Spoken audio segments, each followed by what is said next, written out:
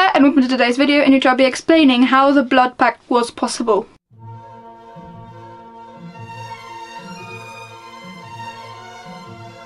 So the Blood Pact is something that people seem to think impossible after Crimes of Grindelwald because, well, I'll just let my past self from my 20 unanswered questions from Crimes of Grindelwald speak. If it was made before their duel, they couldn't have duelled, and maybe it was just Aberforth dueling Grindelwald, and then Dumbledore was kind of trying to protect Grindelwald and firing some spells at Aberforth or something, but that doesn't make much sense either. And it can't have been made after the duel because they didn't like each other anymore at that point, because Ariana died and Dumbledore was like, oh no.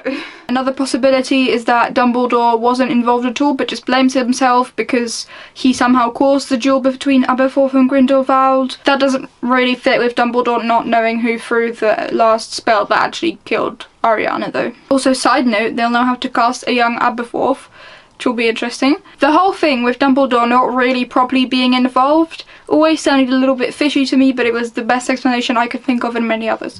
So now that I've thought about it, my explanation seems quite logical. If you recall, this is what's necessary to create these things in the Wizarding World, or become. The Polyjuice Potion, it has 1 month's brewing time and some pretty rare ingredients. To become an Animagus, you need to hold a mandrake leaf in your mouth for a month. You need to say this daily incantation, Amato, Animo, Animato, Animagus. And you need to drink the Animagus potion during a lightning storm. And the Animagus potion must also be somewhat difficult to brew. Venus Felicis has 6 months brewing time. And to create a Horcrux, you need to murder someone and do something that's so horrible that J.K. Rowling's editor threw up.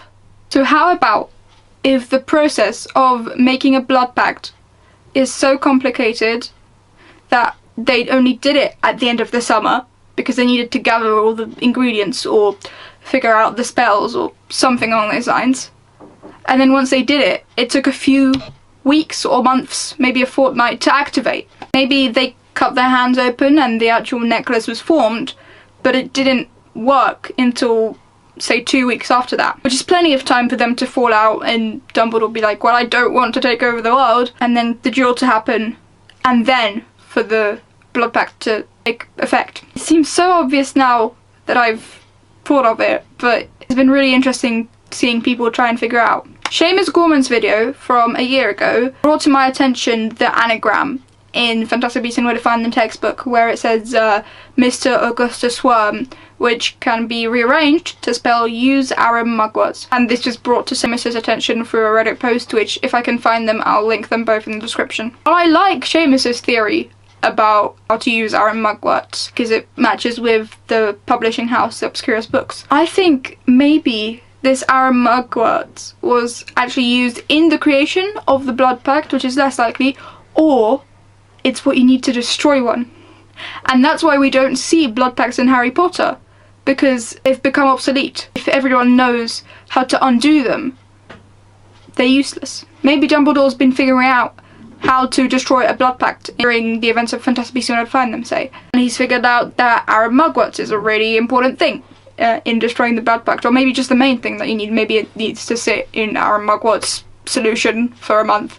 Who knows? And that's why he's put it into Fantastic Beasts and Where to Find Them, so that other people can get themselves out of difficult situations like the one Dumbledore's facing. And he says maybe at the end of Crimes of Grindelwald because he hasn't had an actual blood pact to try this on.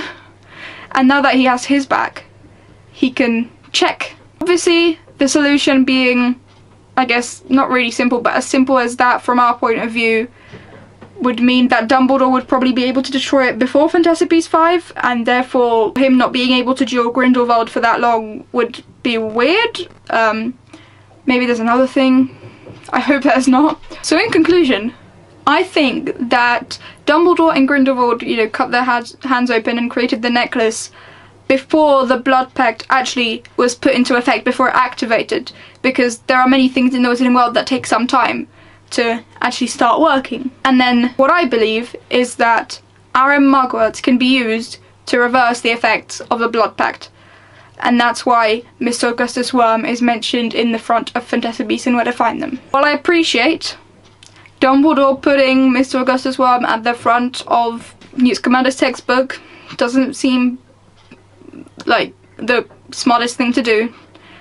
maybe he just wanted to put it somewhere, because this is a young Dumbledore. We need to remember he doesn't know everything that the Dumbledore we know in Harry Potter knows. So maybe he just wanted to put it out into the world, and he saw this as his opportunity to do it in the easiest way possible. Thank you ever so much for watching this video. I really do hope that you enjoyed it. I will see you in the next one. Bye bye!